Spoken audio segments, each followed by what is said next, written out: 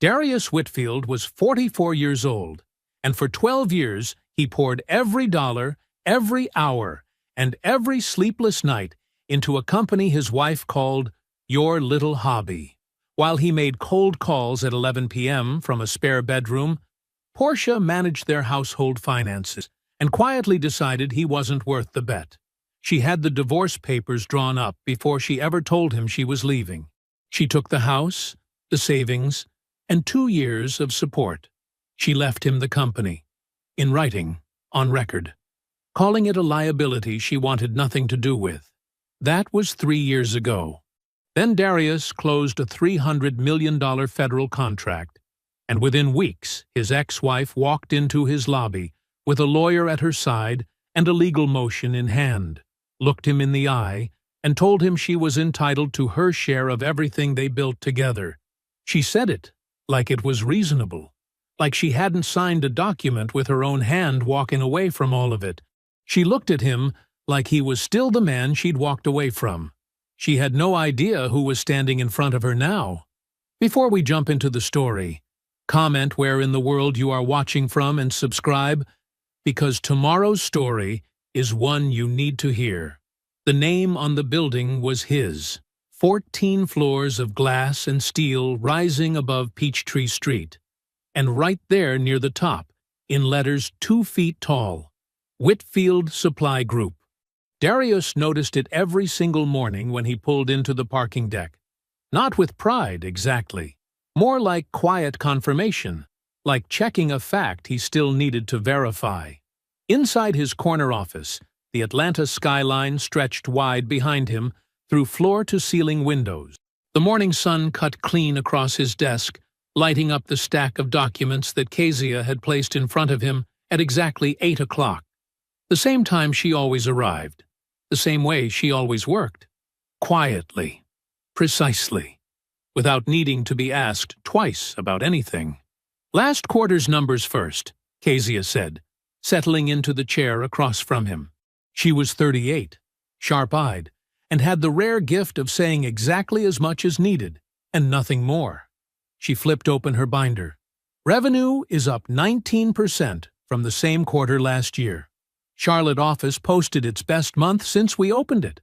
Houston is close behind. Darius nodded and turned to the page she referenced. His eyes moved down the columns of figures. 340 employees now, across 3 cities. Offices with furniture he'd actually picked out. A logistics operation that moved product for pharmaceutical distributors, government agencies, and mid-size manufacturers across 11 states. He remembered the room where it started. A spare bedroom in a rented house in East Point. A used laptop he'd bought off a guy at his night school for $80. A legal pad with a column of cold call numbers he'd pulled from industry directories at the public library. He had worked a full day at a freight brokerage, come home, eaten whatever was fast, and then gone into that room and dialed numbers until midnight, some nights until 1 in the morning. The carpet in there had been the color of old mustard, and it had smelled faintly of something he never identified. He had spent hundreds of hours in that room without a single person telling him it was going to work. His grandfather had laid concrete for 40 years. His father had spent 30 of his best years on his knees in other people's buildings, installing HVAC units, coming home with grease on his forearms and a quiet dignity that Darius had not fully understood until much later. Neither of them had ever worked in a building with their name on it. Darius thought about that more than he let on. "And then there's this," Kezia said. She slid the top document toward him. A thick packet, tabbed and highlighted. The federal seal on the cover page. The $300 million contract. 5 years. Renewable. A logistics management deal with the federal government that Whitfield Supply Group had spent 14 months competing for. It had been public record for exactly 6 days. The Atlanta Business Chronicle had run a piece on it Thursday. A national trade publication had picked it up by Friday. "Performance benchmarks are aggressive," Kezia said, "but we're already built for them. I don't see a quarter where we're not ahead of projection." She paused, then added, with the smallest lift at the corner of her mouth, Your little hobby did all right. Darius looked up from the page. She said it without apology and without cruelty. She had heard him use that phrase once, about 8 months into her time with the company, when he'd told her the short version of the divorce. She had never brought it up again until right now, and the way she said it, flat and factual, the words landing like a verdict, made something shift in his chest. A release of pressure he hadn't realized he'd been holding. "Yeah," he said. "It did." He turned back to the contract, initialed where Fletcher had tabbed it, turned each page carefully, the way he always handled documents that mattered. Not rushing, not performing efficiency, just doing the thing right, because doing it right was the only method he'd ever trusted. He was on the third tab when the phone on his desk buzzed. He pressed the speaker button without looking up. "Go ahead." The voice of his front desk associate came through, careful and slightly uncertain, the tone people used when they weren't sure how the next sentence was going to land. "Mr. Whitfield, I'm sorry to interrupt. There's a woman down here in the lobby. She says she's your wife." A beat. "And there's a man with her. He says he's an attorney." The room was very quiet. Kezia did not move. She did not look away from him, but she went still in the way people go still when they understand that something has just changed in a room. Darius set his pen down on the desk. Slowly, he looked at the federal contract in front of him, at his name printed at the top of the page, at the seal, at the figures that represented everything the spare bedroom had been reaching toward. Then he pressed the button again. "Tell them I'll be down in 10 minutes. He did not rush. That was the first thing.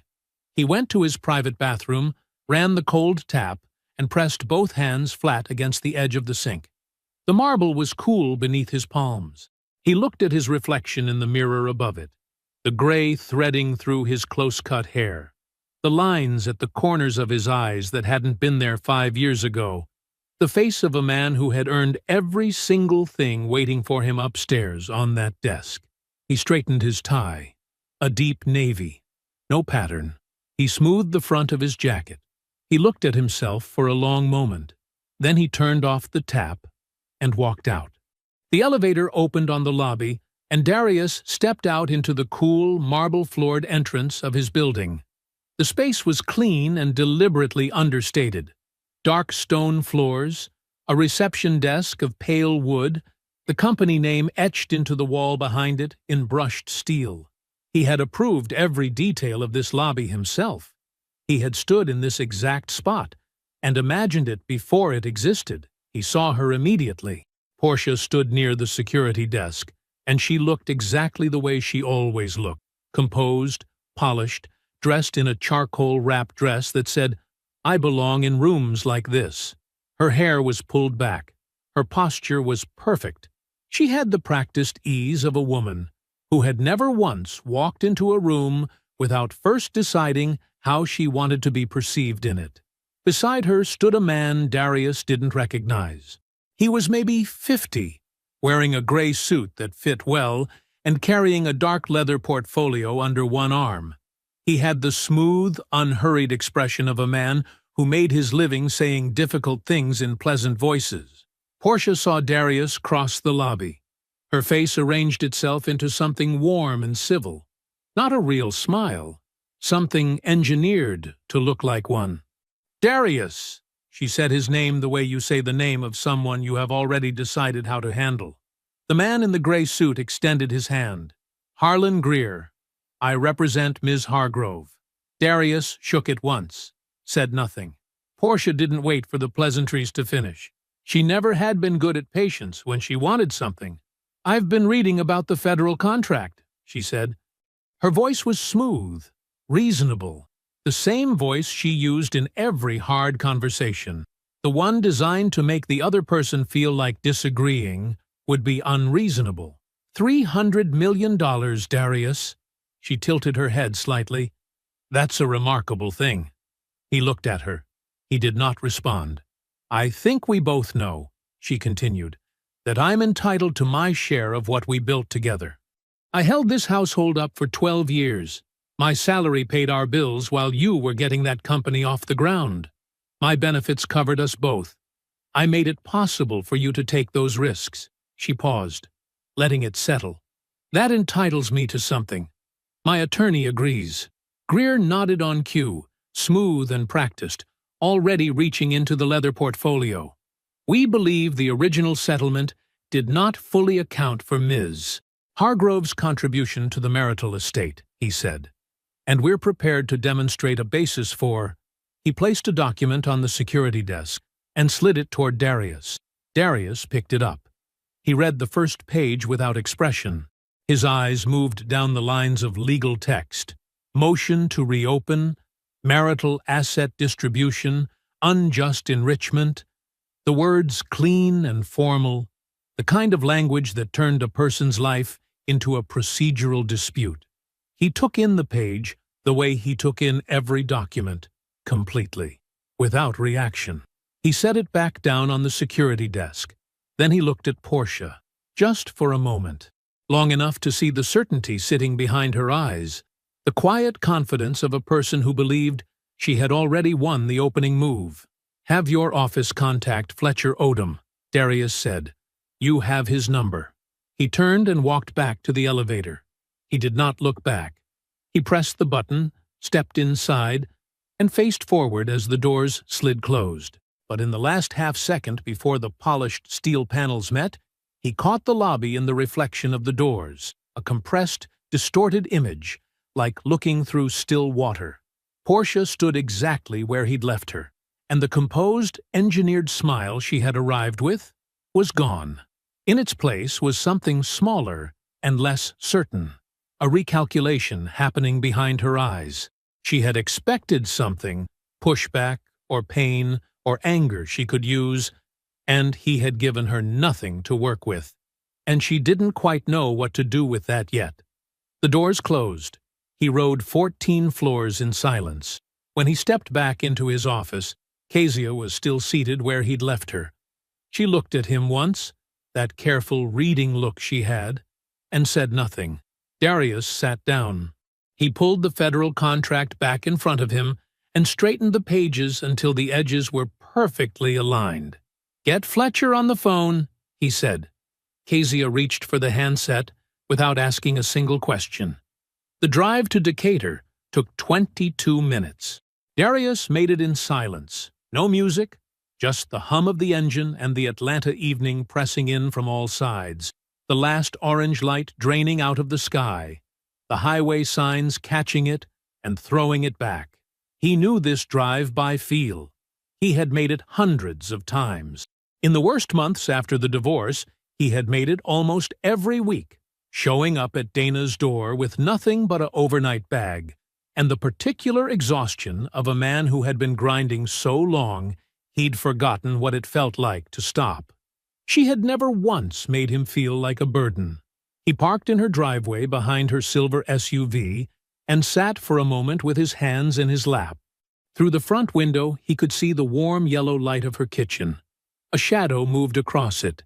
Dana, probably finishing the dishes, or checking homework, or doing one of the 100 small domestic things that made her house feel like an actual home in a way his apartment hadn't for a long time. He got out and rang the bell. She answered in a university sweatshirt and reading glasses pushed up on her forehead, a dish towel still over one shoulder. She took one look at his face and stepped back to let him in without a word. The house smelled like dinner, something with garlic, something warm. Her kids were already upstairs. The kitchen light was the same yellow he had stared at from her couch during the worst of it. Lying awake at 2 a.m. with a legal pad balanced on his chest, running numbers that didn't add up yet. Dana poured sweet tea without asking. She set both glasses on the kitchen table, pulled out a chair, and sat down across from him. He told her everything. From the front desk call to the lobby. Portia's dress, her posture, the engineered smile, Harlan Greer, and the leather portfolio. The motion slid across the security desk like it was already decided. He told her what Portia had said, word for word, because he remembered it exactly. He always remembered exactly. Dana listened. She did not interrupt, which was unusual enough that he noticed it. She sat with both hands around her glass, watching him, and let him finish the whole thing before she said anything at all. When he was done, she was quiet for a moment. Then she said, "Did Fletcher keep everything?" "Every document," Darius said. "Every date, everything." Dana nodded once, slowly, the way she did when she was moving a piece into position in her mind. Darius took a long drink of his tea, set the glass down. Then he said, "There's something else. Something I never told you." She waited. "At the time of the divorce," he said, "I already had a verbal commitment from FarmCorp, the pharmaceutical distributor, my anchor client. They had told me they were ready to move forward. The relationship was real." He paused, but the contract wasn't signed yet. No signatures, no dates, nothing on paper. Dana's eyes held steady on his face. "Fletcher had been telling me for months to make sure every signature had a clean date," he continued. "He meant it as general counsel, just good practice. But by that point, I had started to suspect things weren't right. A friend of ours, you don't know him well, he told me, quiet as he could, that Portia had been spending time with somebody. Somebody he described as having real money. Darius said the phrase the same flat way it had been said to him. I didn't have proof, but I had enough. The kitchen was very still. So I called FarmCorp and told them I needed 6 more weeks before we formalized anything. I told them it was an internal timing issue." He looked at his glass. "It wasn't. I waited until after the papers were filed and the divorce was finalized. And then I signed." He looked up at Dana. "I didn't hide anything. There was nothing to hide. The contract didn't exist yet on paper. I just made sure that when it did exist, every date was clean. Legal, documented. Fletcher made sure of that." Dana hadn't moved. She was looking at him the way she used to look at students she was deciding whether to believe. Except this wasn't skepticism. It was something closer to awe, slowly recognizing itself.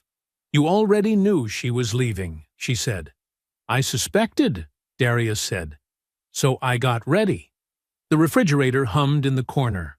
Somewhere upstairs, one of the kids shifted in a creaking bed. The yellow kitchen light held them both in its small, warm circle. Dana looked at her brother for a long moment. Really looked at him. The gray at his temples, the steadiness in his eyes, the particular stillness of a man who had made his decisions and lived inside them cleanly. "Darius," she said. She said it quietly. "The way you say something when words are almost not enough for what you mean. You are your grandfather's child." He said nothing. He didn't need to. He picked up his glass, and they sat together in the quiet of her kitchen, and outside the Atlanta night settled in around the house like it always had, indifferent to everything, patient as concrete, old as the ground itself. The call came at 8:47 in the morning. Darius was at his desk with coffee and the draft language for a contract amendment, the Atlanta skyline gray and low behind the windows, clouds sitting heavy on the city like a lid. Kezia had already been in and out twice. The day was moving the way good days moved, with purpose, without noise. Then his phone lit up. Fletcher. "Sit down," Fletcher said, before Darius could speak. "I'm already sitting." "Good." A pause, the kind Fletcher used when he was ordering his thoughts before he delivered them. "I've been doing discovery prep since yesterday afternoon. Background research, financial filings, public record pulls. I wanted to know exactly what we're dealing with before I said anything." "Tell me," Fletcher told him. Roland Voss, the man Portia had left Darius for, the man with the real money, the real estate developer with the big name and the bigger condo, had filed for Chapter 11 bankruptcy protection 4 months ago. Not a rumor. Court record. Filed in the Northern District of Georgia. Case number available to anyone who wanted to look. His real estate company, which had been valued on paper at somewhere near $40 million, was worth approximately $800,000 after debt. 4 months of legal proceedings had already made that number worse. Staff had been laid off. 2 active development projects were frozen. His name, which had been attached to ribbon-cutting ceremonies and glossy investment brochures, had gone quiet in the business pages in a way that, once you knew what to look for, told the whole story. The luxury condo Portia had moved into was in foreclosure. Darius was quiet for a moment. He set down his pen. "What's her picture look like?" he asked. Fletcher didn't soften it. "Not good. The settlement money is gone. The house sale cleared a decent number when she moved in with Voss, but that was 3 years ago, and there's nothing left of it that we can find. Her spousal support ended 18 months ago. She's on her hospital administrator's salary, which is real money, but she's carrying expenses that salary wasn't sized for. The life she's been living cost more than Roland actually had." Another pause. "She didn't come back because she believes she's owed something, Darius. She came back because she needs it. That contract going public gave her a number to chase and an address to walk to." Darius looked out the window. A pigeon was sitting on the ledge across the street, perfectly still, doing nothing in particular. "What does she actually have?" he said. "Legally." Fletcher was precise about it because Fletcher was always precise. The original waiver was strong. Portia had signed away all interest in the company in clear language, on the record, with her own attorney present. Darius's timing on the FarmCorp contract gave them clean post-divorce dates on every document that mattered. On the foundational question of marital equity in the company, she had almost nothing. But her attorney isn't arguing marital equity, Fletcher said. He's smarter than that. He's arguing unjust enrichment. The theory is that Portia's income, her salary, her benefits, her financial stability, is what allowed you to take entrepreneurial risks you couldn't have taken on your own. That she was the floor you built on. That without her holding the household together, there would have been nothing to grow. A beat. It's not a frivolous argument. I need you to hear that. Some judges have found it compelling. The right courtroom, the right presentation, the right optics. It's not a slam dunk for us. How messy could it get? "A year," Fletcher said. "Maybe more. Real legal fees, real depositions, and even if we win, which I believe we would, it becomes a story. The press has already picked up the contract announcement. Add a divorce claim, and it becomes a different kind of story." The pigeon on the ledge shifted, then settled again. Darius thought about Portia in the lobby yesterday morning. The composed smile, the tilt of her head, the way she had said $300 million like she was simply reading a number off a page, neutral and factual, when what she was actually doing was telling him she'd been watching, that she had seen it, that she had waited to see how big it got before she moved. He thought about the document she had signed 3 years ago. Her own words, notarized. "I want nothing to do with that business." She had called it a liability. He picked up his pen. "Then we don't litigate it away," he said. "We end it." Fletcher was quiet for half a second. "How?" "The way I end everything," Darius said. "Completely." The records came up on a Wednesday. Darius had asked Kezia for them 2 days after Fletcher's call. All incorporation documents, operating agreements, and financial filings predating the divorce. Everything from the first year of the company forward. Kezia didn't ask why. She simply said she'd have them pulled and organized by end of day. And she did, because that was how Kezia operated. By 4 o'clock, a thick manila folder was sitting on the edge of his desk with a sticky note on the front that said, "Pre-divorce." All of it. K. He didn't open it right away. He let it sit there while he finished the rest of his afternoon. There was work to do, and the work didn't stop because his ex-wife had walked into his lobby with a leather portfolio lawyer. He answered emails. He reviewed a vendor proposal. He signed off on a staffing change in the Charlotte office. Then, at 6:15, when the floor had emptied and the city outside was going amber and gold, he opened the folder. He read for 45 minutes. At 7, he picked up his phone and called Perry Langston. Perry answered on the second ring, the way he always did, like he had been expecting the call and saw no point in pretending otherwise. "Darius." His voice was low and unhurried, the voice of a man who had been in enough rooms to know that most things worth saying didn't need to be rushed. "I heard about the contract, front page of the business section." "Yeah," Darius said. "That's part of what I'm calling about." A short silence. Then Perry said, "She came back." It wasn't a question. "She came back," Darius confirmed. Perry exhaled slowly through his nose. Darius could picture him exactly, sitting in the leather chair in his home office in Stone Mountain, reading glasses pushed up on his forehead, a half-empty glass of something on the table beside him. "Tell me what you need," Perry said. Darius told him. He walked Perry through what Fletcher had filed, what Greer was arguing, and what the records in front of him were showing him, or more precisely, confirming. Because reading through those early documents wasn't teaching him anything new.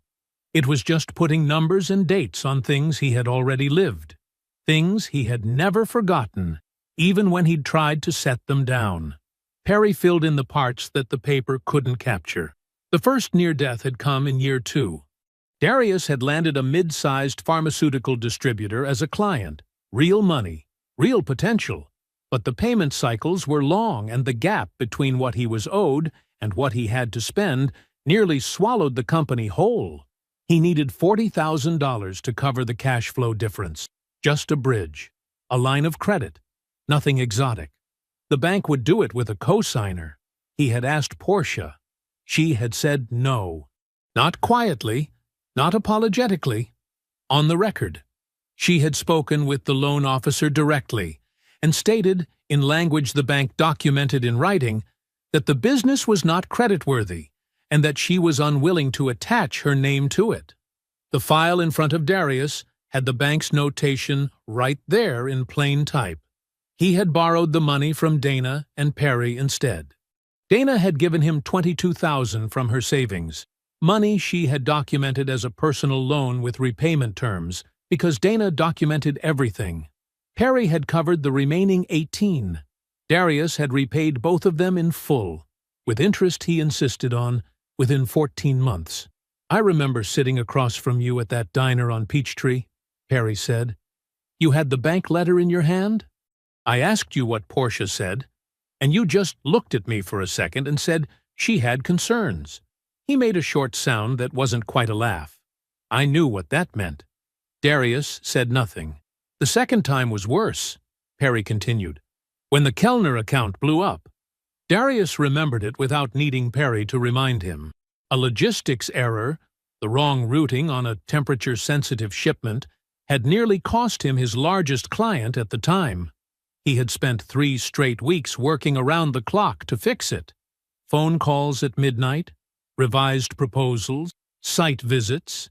He had rebuilt that relationship one conversation at a time, and he had done it while running on 4 hours of sleep and whatever was left in the coffee machine. Portia had gone to Savannah that same week. A trip with friends she had been planning, she said. She came home 12 days later with a tan and a complaint that she felt neglected. She wanted a vacation, a real one, somewhere warm. He hadn't said much. He had gone back to work. "She didn't put $1 into that company," Perry said. His voice was even. Not angry, just stating the arithmetic of it. "She didn't sign for it. She didn't sit up with it when it was sick. She bet against you, Darius. She looked at what you were building, and she put her money on you failing." A pause. "She lost. And now she wants to collect on a ticket she already threw away." Darius looked at the bank refusal document in the folder. The date on it. The neat, institutional language of it. Ms. Hargrove declined to serve as co-signatory, citing concerns regarding the applicant business's creditworthiness. He called Fletcher next and told him about the bank document. Fletcher said he wanted the original, or a certified copy, in the file by Friday. He said it the way he said most things, quietly, with the certainty of a man who had already decided what was going to happen next. After he hung up with Fletcher, Darius sat alone in the office. The folder was open in front of him.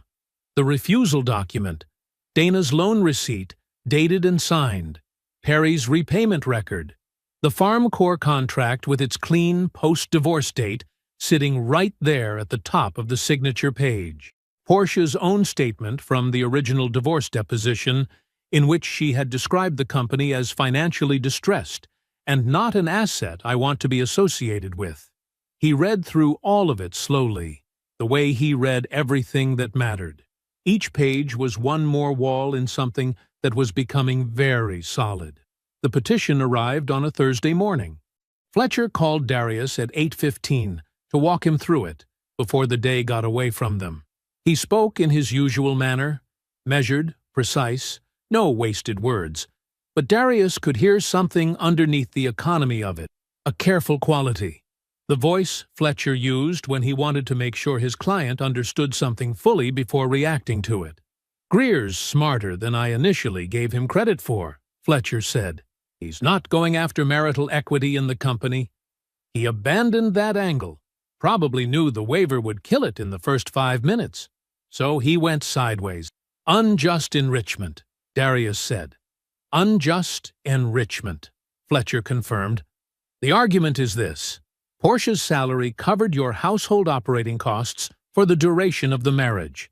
Mortgage, utilities, groceries, insurance.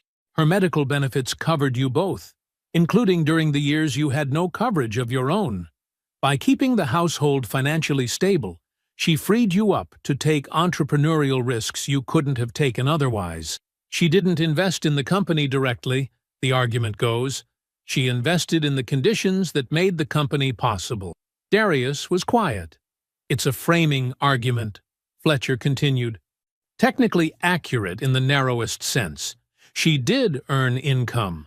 The household bills were paid, and he'll have documentation on all of it." A short pause. "I want you to hear me say this plainly, Darius. This argument has moved judges before. Not often, but enough times that I won't call it frivolous. Greer knows what he's doing." "I understand," Darius said. "The deposition is still on for Tuesday. You'll be present. You won't need to say much." "I know," Darius said. "I just need to be in the room." Fletcher's conference room was on the 9th floor of a building on Peachtree Center Avenue. Clean lines, neutral colors, a long mahogany table that had witnessed 100 versions of this particular kind of reckoning. Darius arrived first. He poured himself a glass of water, sat down on his side of the table, and waited. Portia came in 7 minutes later, Greer at her shoulder. She looked good. That hadn't changed.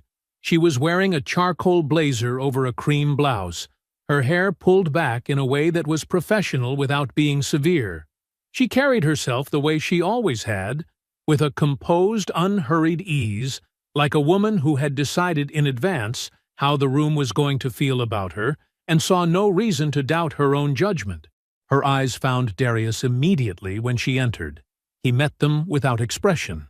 Then he looked down at the notepad in front of him and made a small mark on it. Nothing meaningful, just the motion of a man settling in for work, and did not look up again until the court reporter called for attention.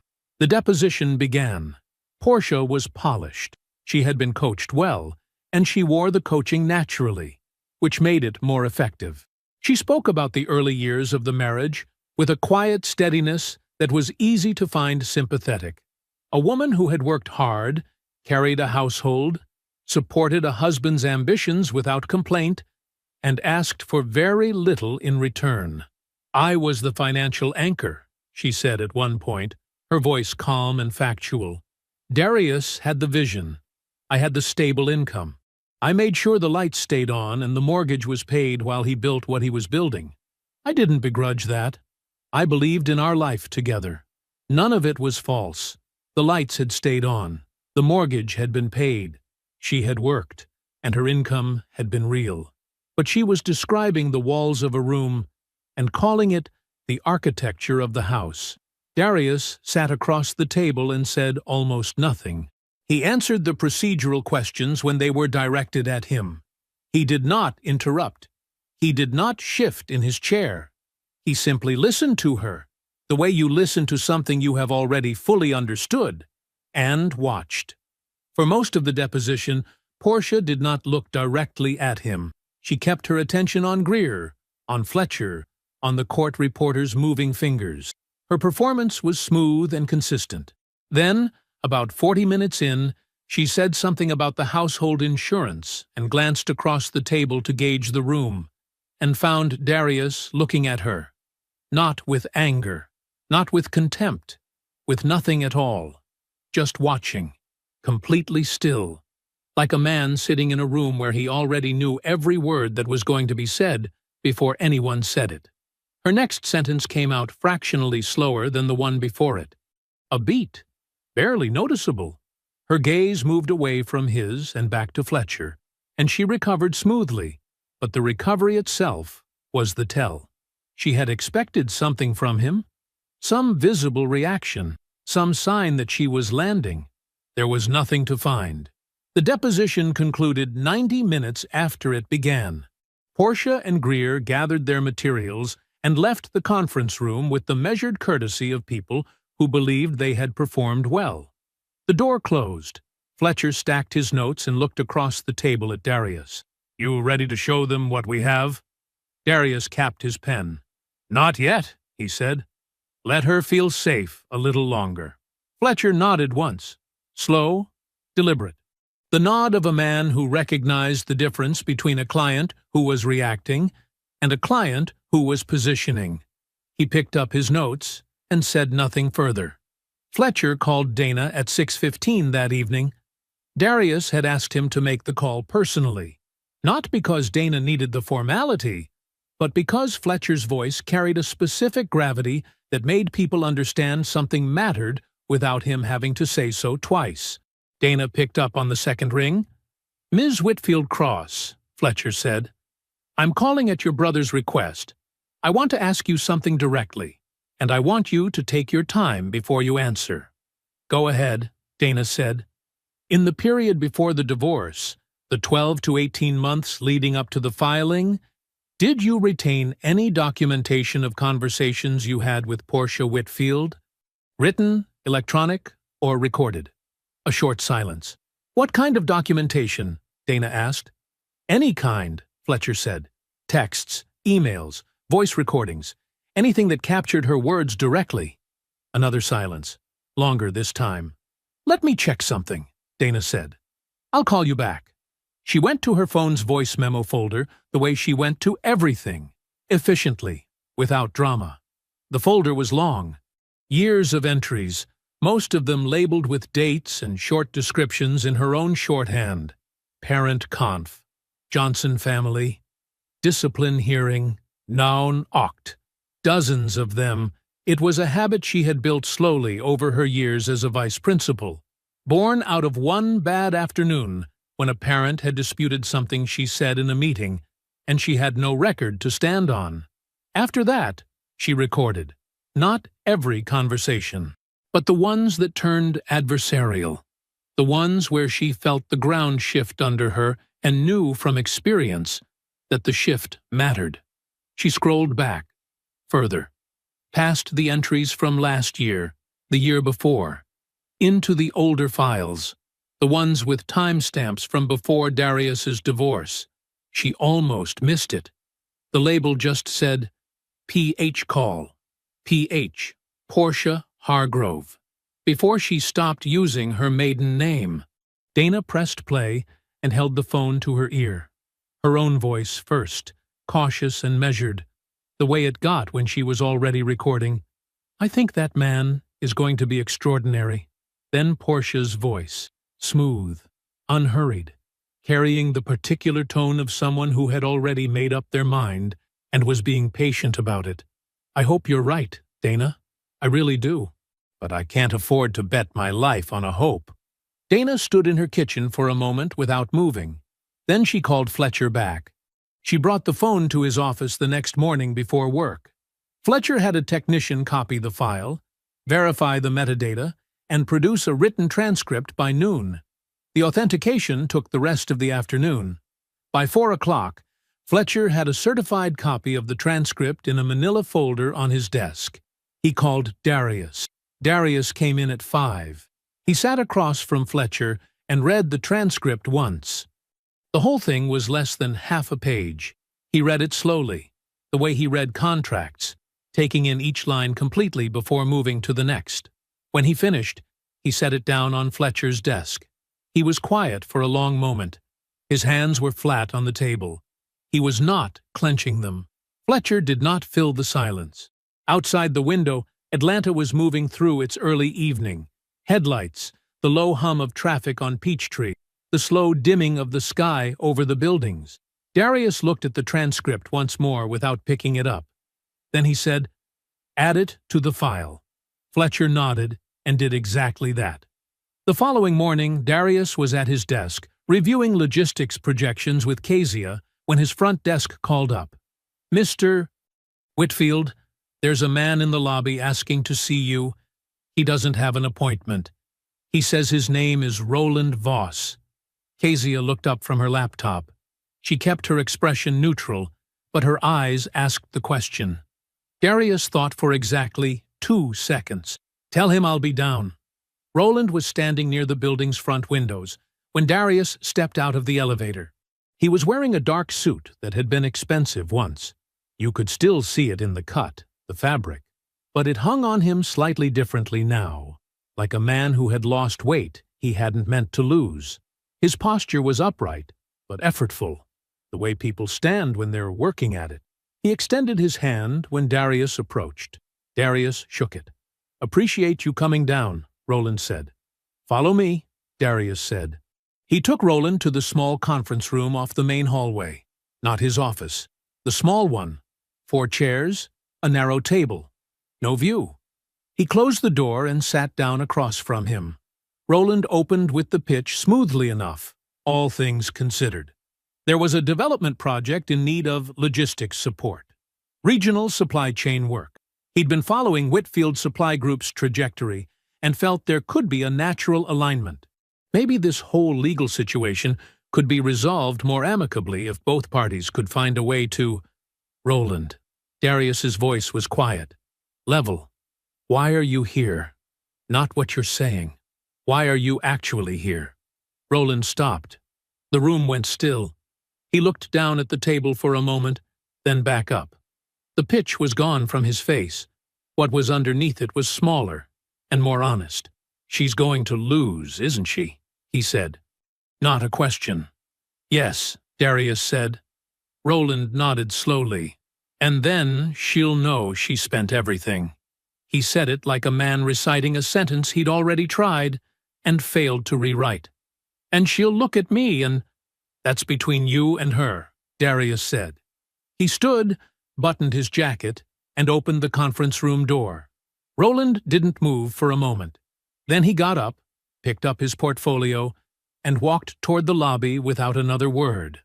Darius went directly to Kezia's desk. "Document that visit," he said. Time, date, who he is, what he said. Full summary. Kezia was already reaching for her keyboard. The building was quiet by 8 o'clock. The cleaning crew had come and gone. The receptionist had locked the front desk. Kezia had stopped by his doorway at 6:30, coat on, bag over her shoulder, and said, "Go home at a reasonable hour," the way she always did. Not quite a request, not quite a command. He had nodded.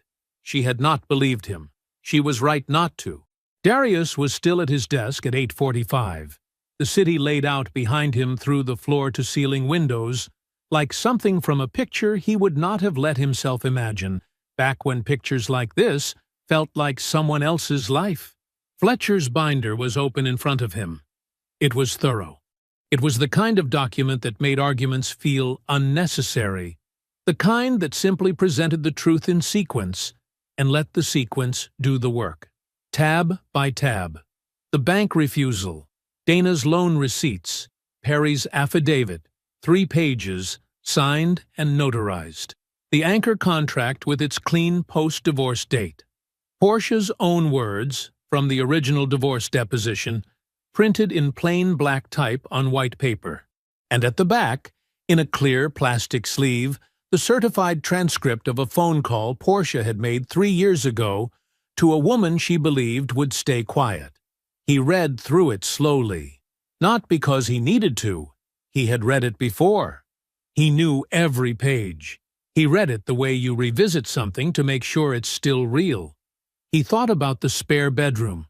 Not this building, not these windows. A bedroom in a rented house in East Point with a second-hand desk pushed against the wall and a lamp he'd bought at a garage sale for $4 because the overhead light buzzed and he couldn't concentrate. A used laptop. A printed list of cold call numbers, each one marked with a pen after he'd dialed it. A dot for no answer. A line through it for a hard no.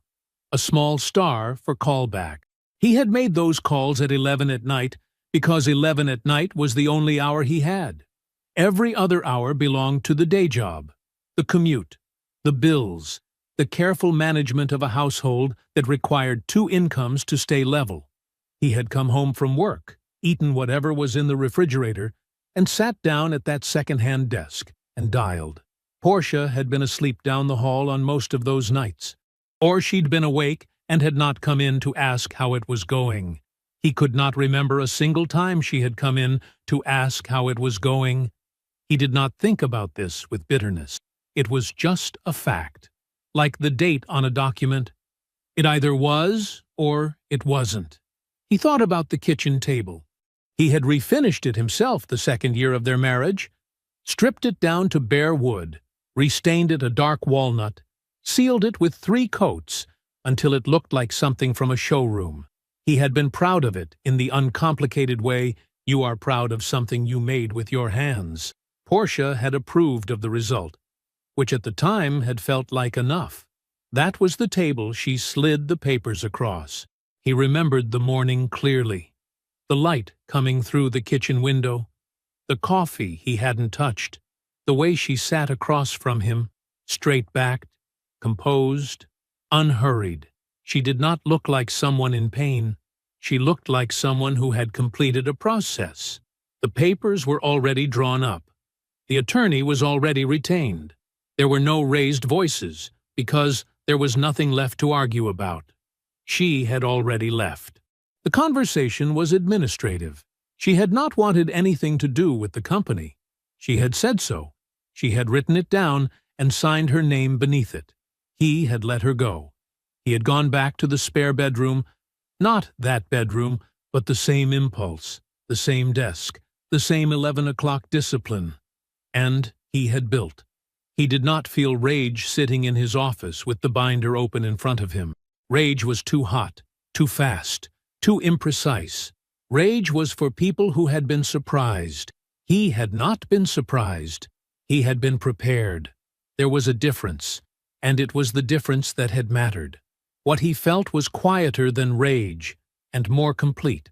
It was the feeling of a man who had done the work, kept the records, and waited, not impatiently, not with clenched teeth, but with the steady knowledge that the truth was documented and the documents would hold. He closed the binder. He picked up his phone and called Fletcher. Fletcher answered on the first ring. "You still in the office?" "Yes," Darius said. "I want to confirm the conference for tomorrow morning. Before the hearing." 9 o'clock, Fletcher said. "Greer confirmed. Portia will be there." A pause. "Adrienne still coming?" "She is." A brief silence. "You sure about that piece? Bringing her sister?" "She needs one person in that room," Darius said. "Who will tell her the truth?" Fletcher was quiet for a moment. Then, "Okay, 9 o'clock. Good night, Fletcher." "Good night." Darius set the phone down. He looked at the binder once more, then closed it and squared it neatly at the edge of his desk. He stood, shut off the office lights, and took the elevator down 14 floors. He drove home through the Atlanta night. Not anxious, not angry. Simply ready. Fletcher's conference room was on the 9th floor of a building 3 blocks from the courthouse. It was a serious room. Dark wood table, 8 chairs, a credenza along one wall with water, and glasses nobody ever touched before 10 in the morning. The kind of room where people came to finalize things. The framed degrees on the wall were not decorative. Neither was the man who had earned them. Darius arrived first.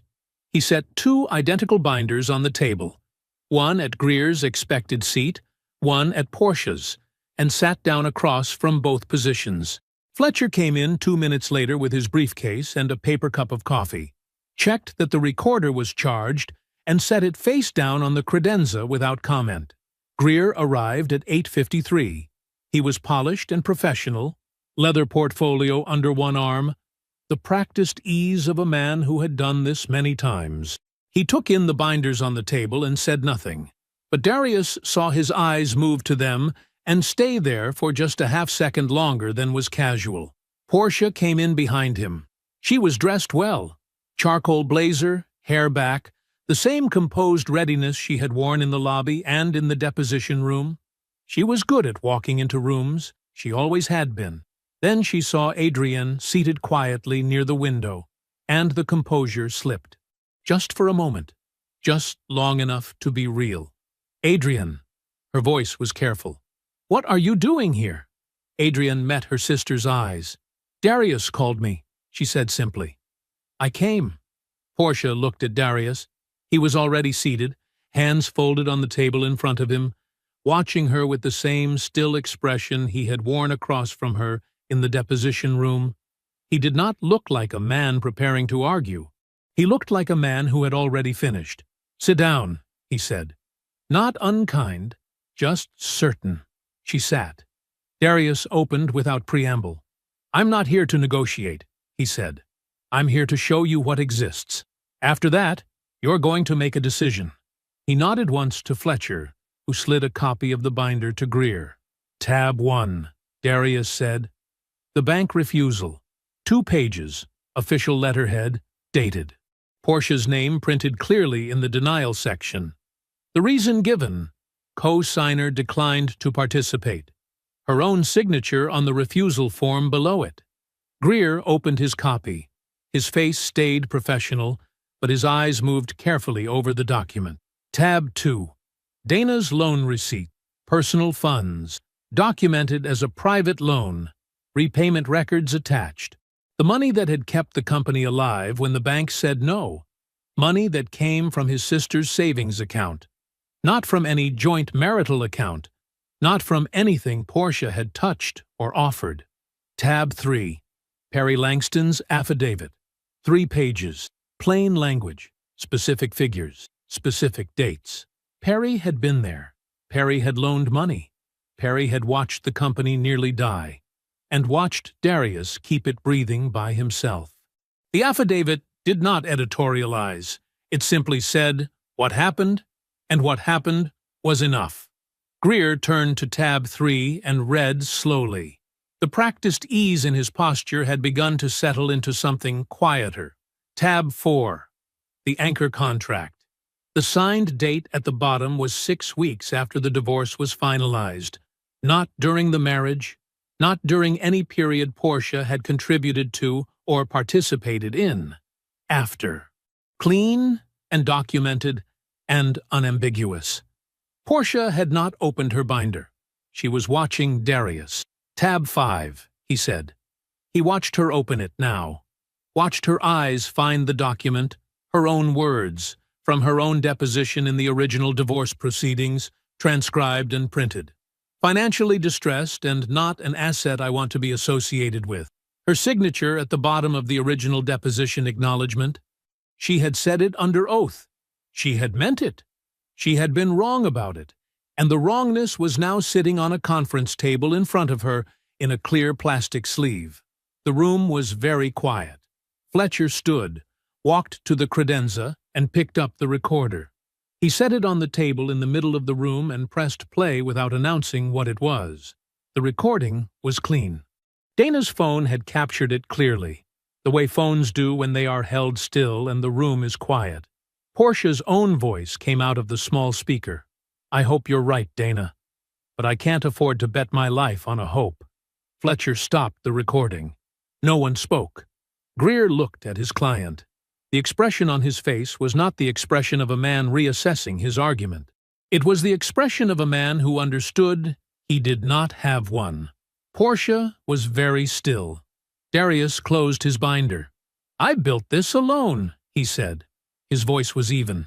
"No heat in it, no performance. You made sure of that when you left. You declined to sign. You declined to invest. You said what you said to my sister, and you said what you said in court, and you put your name under all of it." He let that sit for exactly one breath. "You are not entitled to what I built after you walked away." He looked across the table. "Dismiss the motion today, and we are finished. You walk out of here, and we never speak again." A pause. "If you don't, every document in this binder becomes public record. Every word, every date, every signature." He turned to Adrienne. "I called you," he said, "because she deserves one person in this room who will actually be honest with her." Adrienne had been still and watchful through all of it. Now she turned to her sister. The two women looked at each other, and something passed between them that had nothing to do with lawyers or documents. Something older than that. Something that belonged only to the two of them. "Portia," Adrienne said quietly. "Let it go." Portia said nothing, but the thing behind her eyes, that careful, composed calculation she had carried in from the door, shifted. Something gave way in it, slowly, like a structure finally admitting the weight it had been holding. For the first time since she had walked into his lobby with a lawyer and a leather portfolio and a smile that didn't reach her eyes, Portia Whitfield looked like a woman who understood she had already lost. Judge Annette Pruitt ran a quiet courtroom. No excess, no ceremony beyond what the law required. She had been on the bench for 19 years, and the economy of her manner, the way she moved through proceedings without wasted motion, told you everything about how she felt about people who wasted her time. Darius sat at the respondents' table with Fletcher. Portia and Greer sat across the aisle. The room was small, wood-paneled, fluorescent lit. Not dramatic, just official. Greer stood when called upon and stated clearly, for the record, that his client was voluntarily withdrawing the motion. Judge Pruitt looked over her glasses at him. Then she looked at Portia. "Ms. Hargrove," she used the maiden name from the filing, "you understand that this withdrawal is with prejudice. That means you cannot refile on this same claim. Not next month. Not next year. Not ever." She let that land. "Do you understand that?" Portia sat straight. Her voice was composed and clean. "Yes, Your Honor." Judge Pruitt held her gaze for a moment. Then she looked down at the paperwork in front of her, made a notation, and said without looking up, "Motion withdrawn with prejudice. Matter is closed." She turned a page. That was it. 19 years on the bench. She had seen this exact shape of mistake 100 times, from 100 different directions. She did not editorialize. She simply moved to the next file. In the hallway outside, Fletcher shook Darius's hand. It was a firm handshake, the kind that meant something, from a man who did not offer things that didn't. Fletcher allowed himself one small nod, the closest he came to visible satisfaction. And then he opened his briefcase and put the file away. "I'll send the final billing by end of week," he said. "Thank you, Fletcher," Darius said, "for all of it." Fletcher nodded again, briefcase closed. "Don't let anyone else make you come back here." Darius almost smiled. "I won't." He walked out of the building and into the Atlanta morning. The air was warm. Traffic moved on the street. Somewhere nearby, a delivery truck idled at a light, its engine steady and unhurried. He did not look back at the courthouse doors. He did not wait to see Portia emerge. There was nothing left to witness. He went back to work. 3 weeks later, a regional business outlet ran a short item. Whitfield Supply Group founder defeats post-divorce equity claim. The The piece was 5 paragraphs. It cited the public court record, noted the post-divorce contract date, and quoted the with prejudice dismissal order. It did not quote the recording. It did not need to. The article circulated in Atlanta business circles the way small items do. Quietly, thoroughly, person to person. People who knew Darius read it and were not surprised. People who didn't know him read it and remembered his name. Portia's name did not appear in the article. It did not have to. The world she worked in was not large, and the story found its way there on its own. 2 months after the article ran, she was quietly passed over for a department chief role she had been building toward for 2 years. No explanation was given. None was needed. The door simply closed, without ceremony, the way consequences often do. Roland's bankruptcy finalized that fall. The condo was surrendered in October. They moved to a 2-bedroom rental in a part of Atlanta that was perfectly decent, and nothing like what she had imagined her life would look like at 42. Darius did not track any of this. He learned about it the way you learn about weather that passed through a place you used to live. Incidentally, without looking for it. 2 years passed. The federal contract renewed early, ahead of schedule, on the strength of Whitfield Supply Group's performance metrics. 340 employees now, spread across Atlanta, Charlotte, and Houston. The Charlotte office had been open 14 months. Houston was 8. Both were profitable. Darius created a new role in the company's facilities management division and gave it to his father. He called him on a Tuesday evening to offer it, sitting in his car in the parking garage after a late meeting, because he didn't want to do it over email, and he didn't want to wait.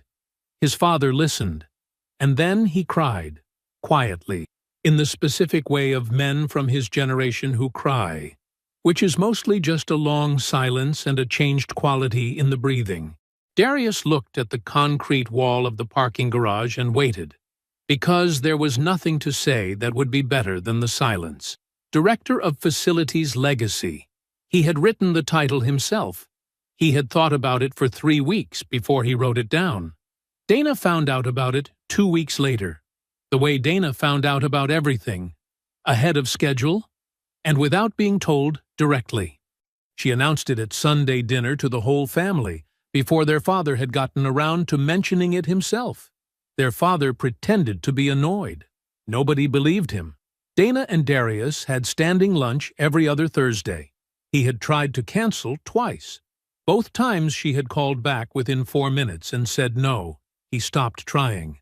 Perry Langston, who had signed an affidavit when signing one meant something, received a referral from Darius 18 months after the court date. A mid-sized Atlanta manufacturer looking for a business consultant. Perry landed the account. It tripled his own firm's revenue inside a year. Darius had made the call himself, unprompted, on a Wednesday morning, because Perry had shown up when it mattered, and that was not the kind of thing Darius forgot. Adrienne called once, not to report on her sister, not to apologize on her behalf. Just a short call, direct and warm. "I hope you're doing well, Darius," she said. "I am," he said. He meant it. Nadia was a landscape architect. She had her own firm, her own opinions, and absolutely no interest in the mythology that had begun to form around Darius's name in certain Atlanta circles. She had met him at a fundraiser for a local youth program neither of them had expected to find interesting, and she had spent the first 20 minutes of their conversation arguing with him about whether the city was doing enough to preserve its old-growth tree canopy. He had thought about her for 3 days afterward. She had never asked about his ex-wife. She knew the broad shape of it. Divorced, complicated, years ago, and she had no investment in the details. She was interested in him. The specific, actual him. What he ate for breakfast, and why he still kept a legal pad on his nightstand, and whether he thought the new highway expansion was going to destroy the West Side neighborhoods the way people were saying. It was, he had slowly come to understand, what it was always supposed to feel like. One evening in late September, they were sitting on the back porch of the house he owned outright. A house with a yard, old oak trees, a porch wide enough to actually use. The sky had gone orange and then purple above the tree line. Nadia had a glass of wine. Darius had been quiet for a few minutes in the way he sometimes went quiet, looking at nothing in particular, thinking something through. She watched him for a moment. "What do you think about," she asked, "when you go quiet like that?" He considered it. He gave the question the honest attention it deserved. "The spare bedroom," he said, "where I started. I think about how small the room was." He paused. "And how none of it mattered in the end." She nodded slowly. She didn't ask him to explain further. She understood. Not all of it, maybe not most of it, but enough. Enough to know that the question had been answered fully, and that the man sitting next to her had come a very long way to be this still. The sky darkened. The oak trees held their shape against it. He didn't think about Portia often. Weeks would pass without her crossing his mind at all.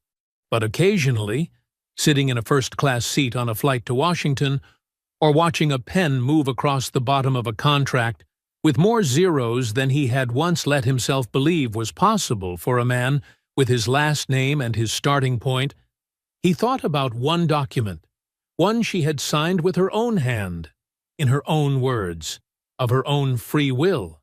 "I want nothing to do with that business." He had given her exactly what she asked for. I hope you enjoyed that one. Be sure to like the video and subscribe so you don't miss the next story. I've picked out 2 more for you that I think you'll really like.